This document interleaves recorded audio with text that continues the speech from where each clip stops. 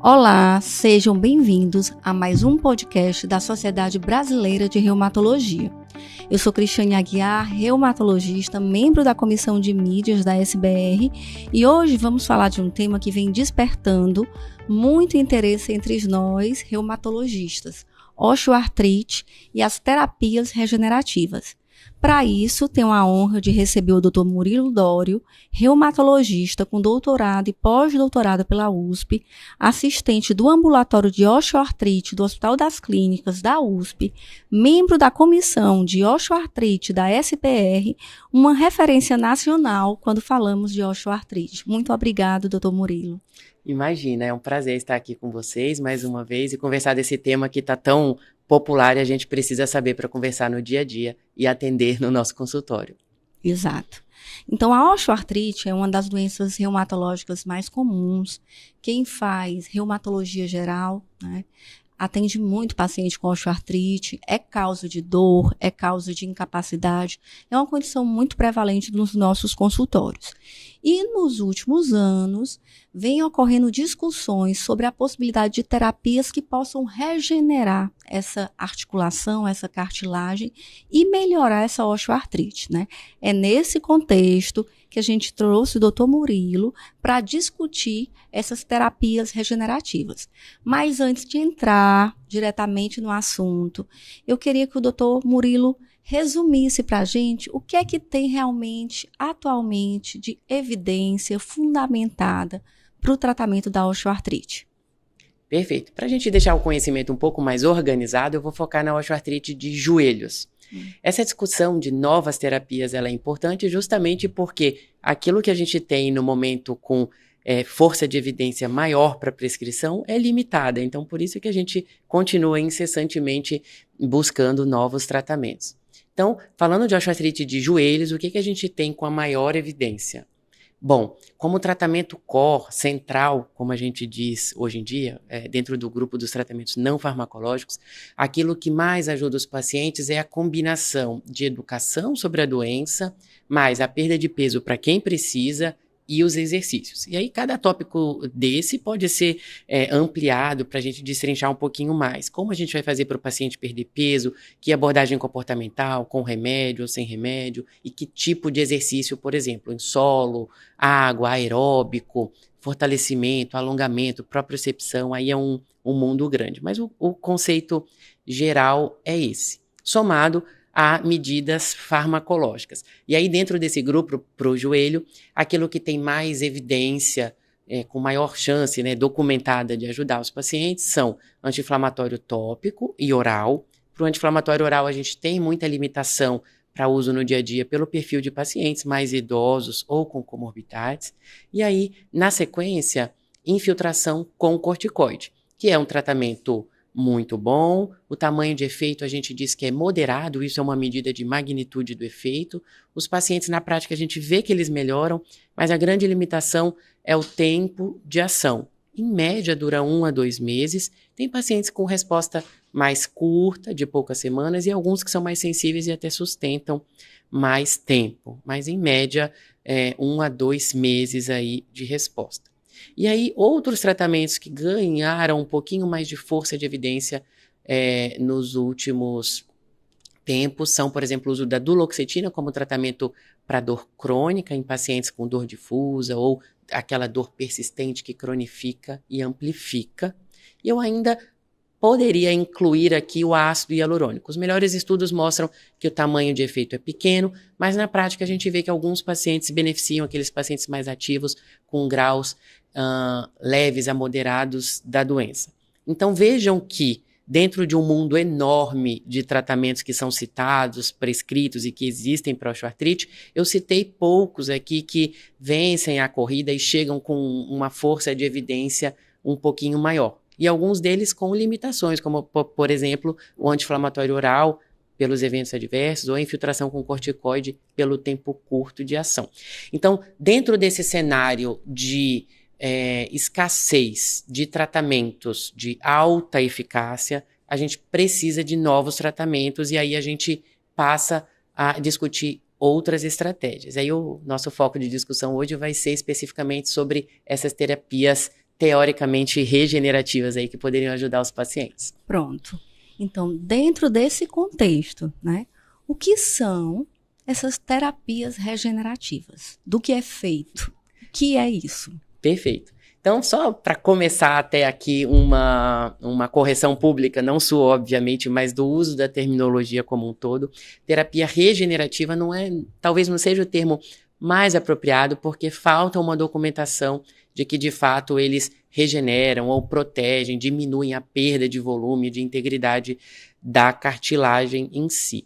Talvez o nome mais apropriado seja ortobiológicos. Então, vejam, são produtos de origem biológica, em geral de células ou de fatores de crescimento produzidos por células, que teriam uma ação anti-inflamatória ou imunomoduladora e, teoricamente, um potencial anabólico ali para ajudar na articulação. Mas que produtos são esses biológicos, células, fatores de crescimento?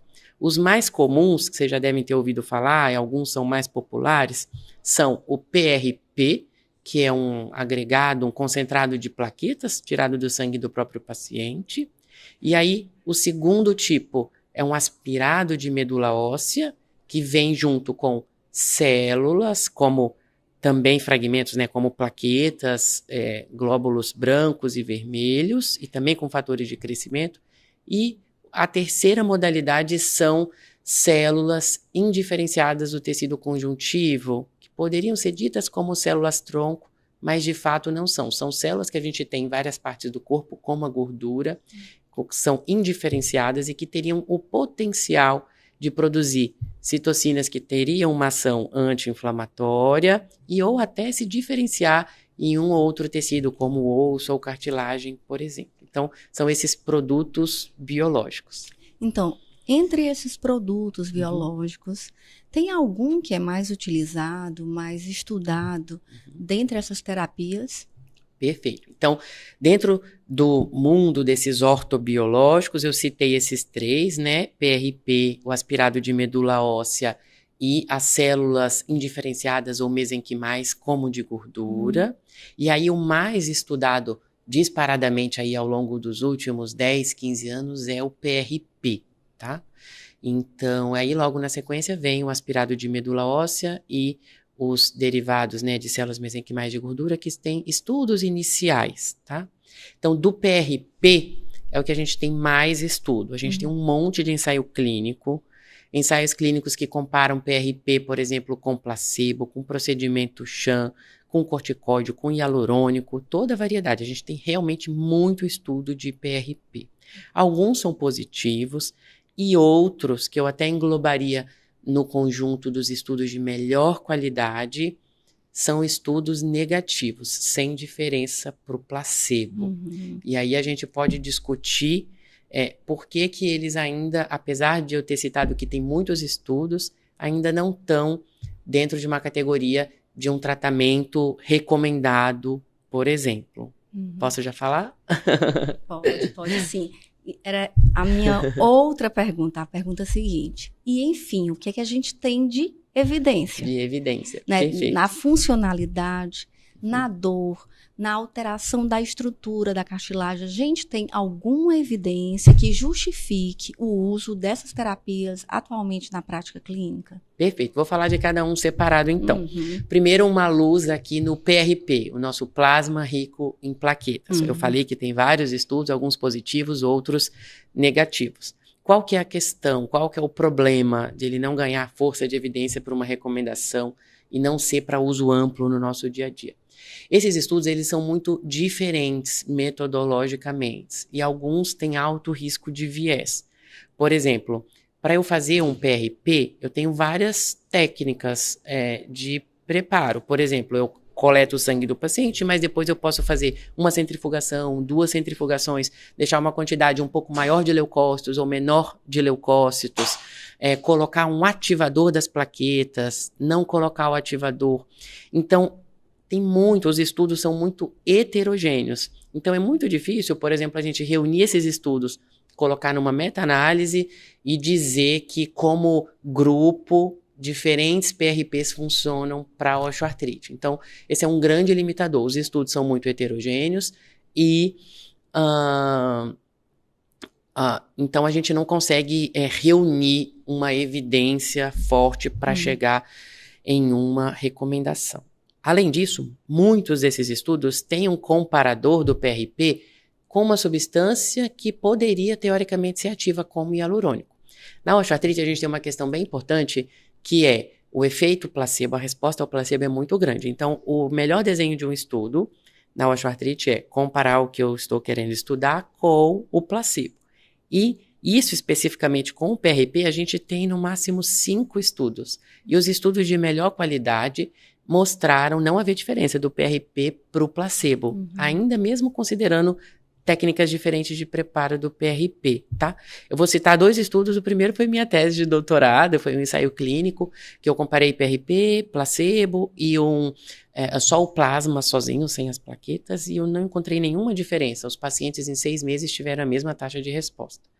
Mas além disso, teve um outro estudo de PRP que foi o maior publicado, um estudo australiano, que comparou PRP com placebo, era um N grande de pacientes, seguiu por 2 anos, fez dosagem de citocinas, ressonância ao longo do tempo, com um kit que preparava o PRP de maneira mais otimizada, digamos, e também não houve diferença para o placebo. Então, os estudos de melhor qualidade comparados com placebo, randomizados, controlados, não mostraram diferença.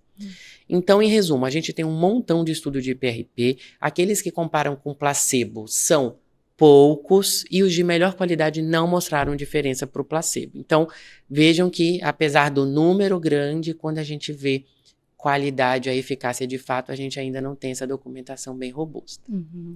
Bom, por isso que não está em nenhuma das recomendações, apesar de a gente ver muitos colegas ainda fazerem na prática, tá?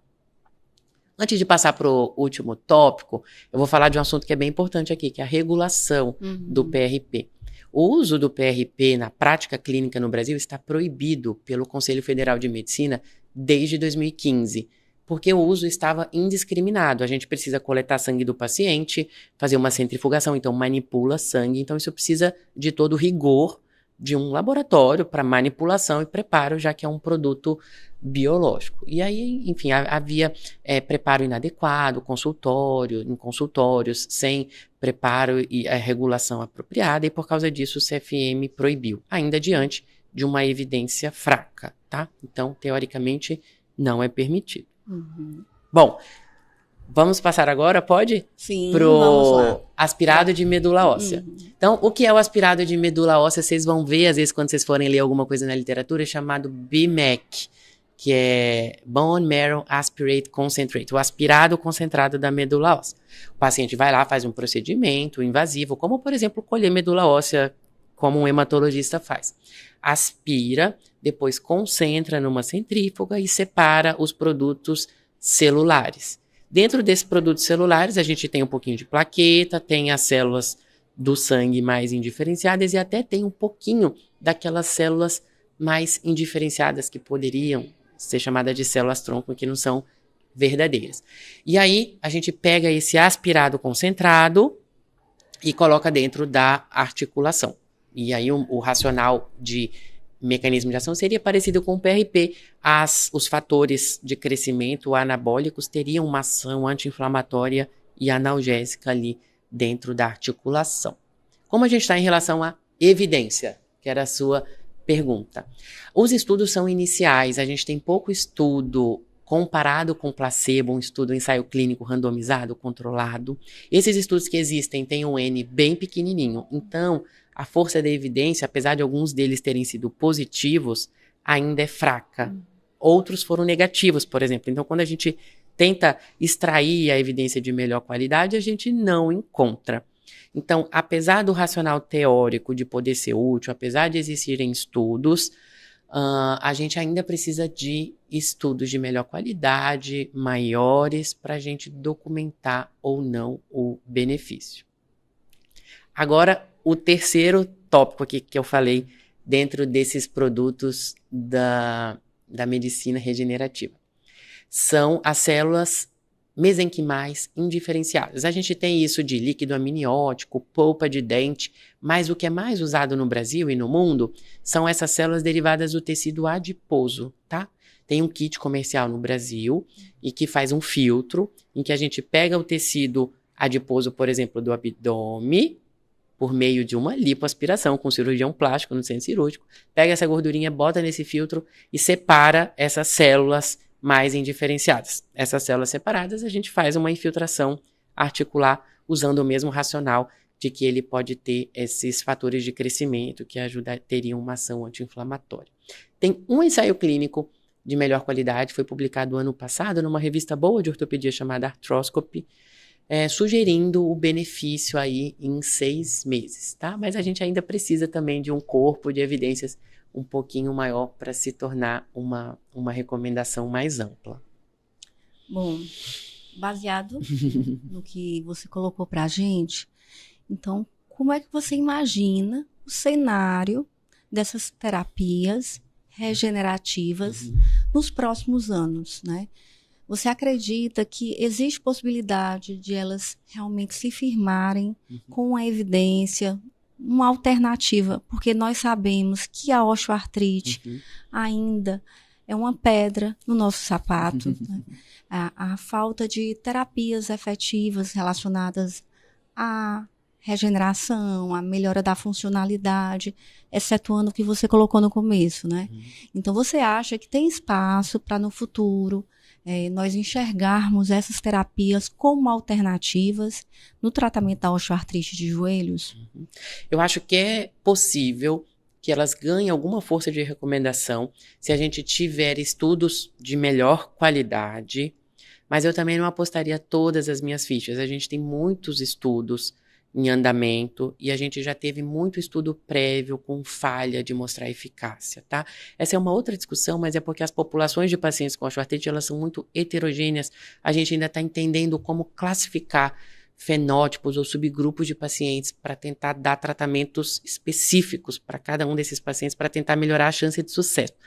Mas a gente ainda também não conseguiu ser tão eficiente nessa classificação de subgrupos. Enquanto isso, a gente estuda os tratamentos nas osteoartrites leves a moderadas, com alteração radiográfica e tal.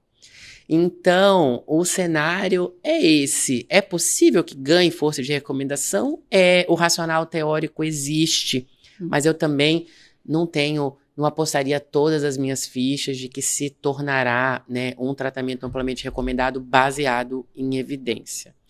Qual que eu acho que deve ser o nosso posicionamento? O paciente chega no nosso consultório e pede a nossa opinião. Eu devo fazer ou não? Um colega indicou, ou outro, especialista em dor, ortopedista. Eu acho que a avaliação tem que ser muito criteriosa. Eu acho que não é para todo mundo. Eu acho que é um tratamento de exceção no momento, tá? Então, o paciente que já tentou outras alternativas, tem graus leves a moderados, ou não tem condição clínica de evoluir, de pensar em prótese, ou tem contraindicação a outras modalidades de tratamento. O paciente tem acesso, tem recurso.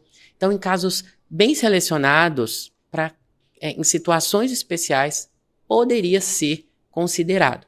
Mas muito longe disso ser para ampla recomendação. Assim, eu acredito que esse deve ser o nosso posicionamento, baseado no que a gente tem de evidência e do que a gente conhece também de prática clínica. Então, ampla recomendação, neste momento, com o que a gente tem de corpo de evidência, não parece ser a melhor estratégia. Excelente. Muitíssimo obrigada, doutor Murilo, pela apresentação clara, né? Muito fácil de entender, inclusive para não reumatologistas, né? O senhor trouxe um resumo, né, do que a gente vem vivendo, né, essa abordagem da terapia regenerativa nos consultórios, essa questão do posicionamento, eu acho um ponto muito importante para nós, reumatologistas, conhecermos essas novas terapias, até para opinar, né, quando realmente o paciente vem e pede a nossa opinião. Eu queria colocar aqui, se você quer colocar mais algum ponto, alguma explicação, algo que você julgue importante. Não, acho que a mensagem final é essa. Eu acho que a gente não deve ser combativo em dizer não, proibido, nunca, até porque também, por outro lado, né, a ausência de evidência de boa qualidade não significa que um ou outro paciente possa se beneficiar, mas que fique claro isso que eu falei, é um tratamento adjuvante, extra, para casos selecionados. Eu até usaria a palavra exceção, tá? Já que a gente está neste momento da evidência para o que a gente tem no momento. PRP, aspirado de medula e as células indiferenciadas, como, por exemplo, do tecido adiposo. Então, leiam um pouquinho mais, se interessem pelo assunto, conversem, acolham os pacientes, ouçam as queixas, né? Some as medidas e as modalidades para a gente tentar ajudar e seja um aliado aí do paciente na hora de dizer ou não, opinar sobre os diferentes tratamentos, incluindo o uso dos ortobiológicos. Foi uma honra enorme estar aqui com você, Cristiane, e gravar mais um podcast para os colegas da SBR. Muito obrigado. Eu que agradeço. Muito obrigada, doutor Murilo.